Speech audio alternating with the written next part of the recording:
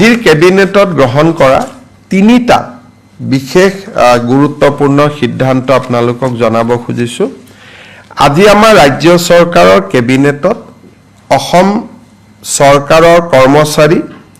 আৰু আমাৰ পেনশনাৰ সকলৰ বাবে 2% ডিয়াৰনেছ এলাউন্স আমি ঘোষণা কৰোঁ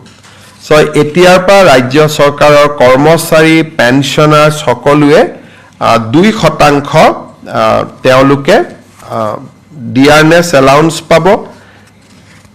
1/1/2025 পৰা ই কাৰ্যকৰী হ'ব আমি এই মাহৰ দৰমহাত বিহুৰ আগতে পোৱা দৰমহাত 2% দিয়ে সংলগ্ন কৰিম কিন্তু যেটো এৰিয়াৰ হেতু আমি এপ্ৰিল আৰু মে দুটা মাহত আমি তেওঁলোকক দিম আজি এটা কেবিনেটত সিদ্ধান্ত গ্ৰহণ কৰা হয় যে অহা প্ৰথম বহাগৰ পৰা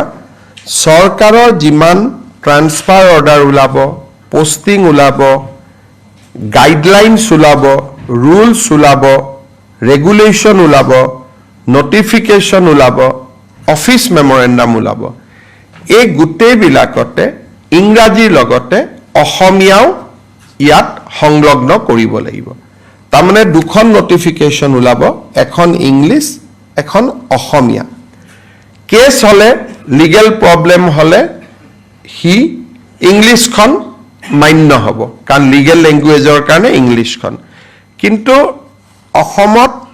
1 বহাগৰ পৰা আমি এটো সিদ্ধান্ত লৈছো যে যিমান সৰকাৰি অৰ্ডাৰ হয় অফিচ মেমৰেণ্ডাম হয় ৰুলছ হয় ৰেগুলেশ্যন হয় বিধানসভাৰ আইন হয় যিমান বিলাক সৰকাৰি কমিউনিকেশ্যন তাত ইংৰাজী লগতে এখন অসমীয়া প্ৰতিলিপিও সন্নিবিষ্ট কৰিব লাগিব ইংৰাজীখন থাকিব ইংৰাজী লগত অসমীয়া এটা কপি থাকিব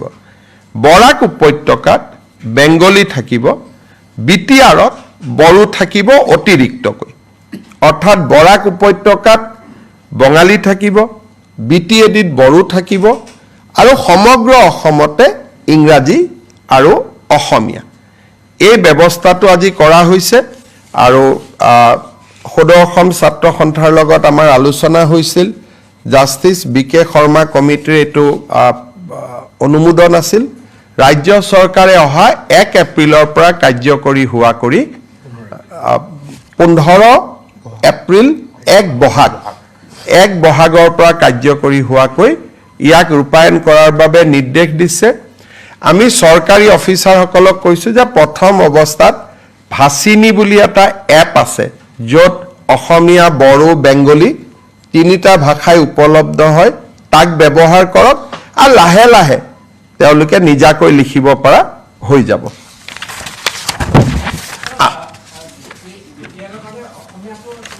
ইংলিছ আৰু অসমীয়া গুটে অসমৰ কাৰণে বিটিআৰৰ কাৰণে বড়ো বৰাক ভেলীৰ কাৰণে বেংগলী যেটো আজি চলি আছে তাত কোনো আৰু বেলেগ নহয় আমি যেটো আজি যি ধৰণে চলি আছে বিটিআৰত বা আজি যি ধৰণে বৰাক উপত্যকাত চলি আছে